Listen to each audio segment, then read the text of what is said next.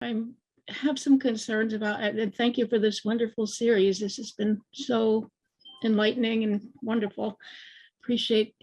My husband was diagnosed with prostate cancer during this COVID time, and was treated for 5 days with radiation. No, it was not staged up in any way, like bone scans or anything. So I'm very concerned. I wonder if it has to do with the kind of insurance he has with the HMO, Medicare or whatever. But then he had also developed like breathing, he never smoked. They thought, oh, he's got COPD, this, that. No, that wasn't it. And anyway, now it's like the latest thing. Oh, it's nasal polyps. So now, unfortunately, the ENT that he had seen just concerns me because I'm trying to keep his immune system well. They had some kind of a novel biological nucala, some new kind of a drug that was, from my research, was just only approved for nasal polyps July 29th, 2021 by the FDA, but it's an mRNA thing, which is altering things. And I'm very concerned about this treatment. Do any of you know about that? And from what I'm thinking, it's not so good. And then also you self-inject this stuff into you. I don't know what lab it's coming from. I try to talk to this doctor. They don't seem to want to address my concerns. And I did call some number and I said, the patient, because he got COVID then, on top of this all, and this stuff just still came, and he self-injected himself. He didn't listen to me. And I don't know if there's anything you can suggest to me to try to help his immune system with the cancer, and now this nightmare with this nucala for nasal polyps. Does anybody help me? Do you know of any doctors that might be able to help? Well, I'm sorry to hear your difficulty, you and your husband's difficult course here. I don't have any specific recommendations for you, unfortunately. I mean, it sounds like it's been kind of a complicated array of treatments and workups and diagnostic things, and be hard to comment on. I mean, we're here talking about diet and lifestyle. I think it's worth you pursuing those things in general. I tell that to everybody. It's a little hard to comment on some of your other specifics. Sorry, yeah, I don't have any knowledge about nasal polyps or how they're best treated.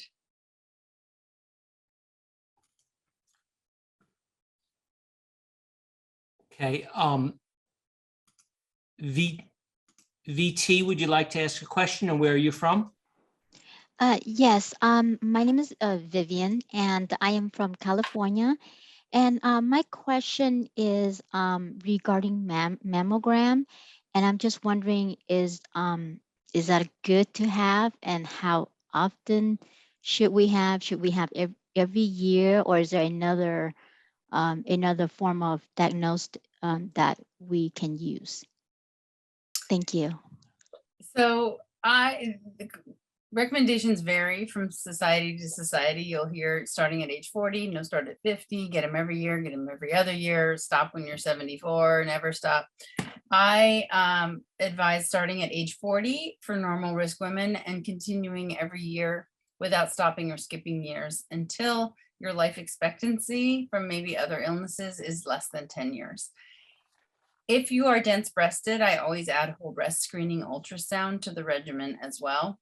And if you're high risk, defined as a 20% or greater lifetime risk of breast cancer, I add MRI variably. It could be every 3 years, every 5 years, every 2. It depends on your story.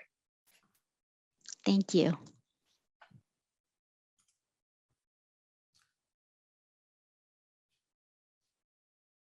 Jonathan, would you like to ask a question, and where are you from? Yes. Hi, Steve. So grateful that you put this together every year. I'm from South Brunswick, New Jersey, and this question is directed to Dr. Funk. A couple of years ago at The Real Truth About Health, Dr. Deborah Davis showed a movie called Sapped, and I distinctly remember them showing tumors on women's breasts, the shape of cell phones. And I just wanted to ask now, just out of curiosity, are you seeing an increase in younger women in breast cancer? And can you attribute that to cell phones? Or to So no and no. The increase in risk in younger women actually hasn't changed since 1985. It's been rock stable. So it feels like it's more common because of the lack of taboos now around discussing breast cancer. And there's tons of social media and media outlets that'll have celebrities talking about it, et cetera. So it seems more common. And on places like Facebook or Instagram, you'll suddenly see that a friend's 24-year-old daughter has breast cancer, and you never would have known about that a decade or plus ago. So now it just feels more prevalent in the younger population. Overall, breast cancer incidence goes up 0.3% per year. And that's been since 2012, but in postmenopausal women. And cell phones have been evaluated in terms of their risk, the risk they pose to breasts and breast cancer, but there has been no causal connection identified. I looked through all of the research when I was writing my book about that, and there's nothing scientifically proven. I'd like to see that video with the cell phone shaped cancers. That's kind of strange too. I mean, do you eat a lot of, if we decide it's from all the meat, the cancer in the shape of a little cow? That'd be funny if it said, this is why I'm here. That's funny. Okay, thank you very much. Sure. Okay, if each of you could make a 30-second concluding statement, summing up your thoughts, and then also tell us how we could follow up with you, stay in touch with you, get your book. That would be great. Sure. So, I think diet and lifestyle is likely to matter a great deal for cancer prevention and potentially cancer treatment. But the operative word there is likely. I think that we need a lot more research. The indirect research suggests that there are some things that we haven't looked at. So, whole food plant-based diet, I recommend, and exercise, plenty of exercise. Exercise has been consistently linked to improved outcomes.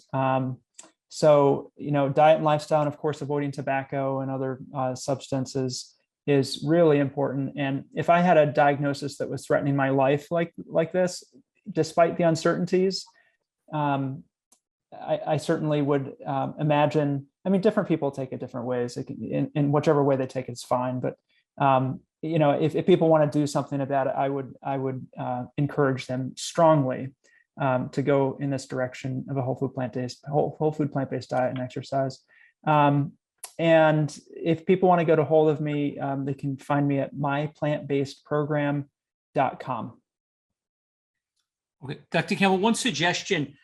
Stephanie Senoff, the MIT scientist who's been doing a lot of research on glyphosate, says that they're using glyphosate not only on genetically modified foods, but to finish certain crops, so that lentils and chickpeas that are not organic are getting, even though they're not GMO, they're being sprayed in the field with glyphosate. So maybe the terminology that we should all adopt going forward is we want a no chemical or organic, whichever word we're more comfortable with, a no chemical whole food plant-based diet or an organic whole food plant-based diet, because I wouldn't want to encourage everyone to eat a plant-based diet and then be eating chickpeas and lentils every day and not being aware that it's sprayed with glyphosate. Yeah, I'm certainly not a fan of chemicals, agricultural chemicals, and the quantity that they're used. I think though, and this was a kind of a principle from some of my dad's research, is that if there's an effect on cancer, it's quite possible that the nutrition itself has a bigger effect than a chemical exposure. So again, do I want people out there eating Roundup? No. But should we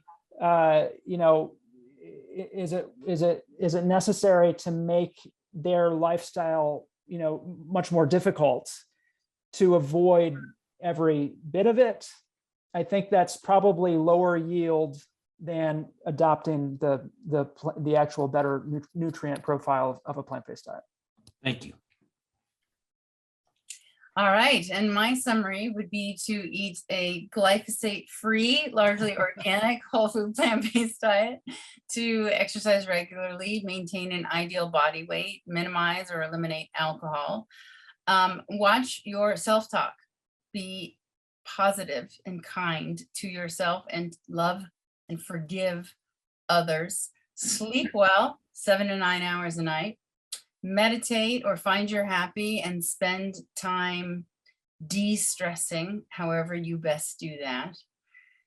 And give back, give to others, give to the world, and smile and laugh and love.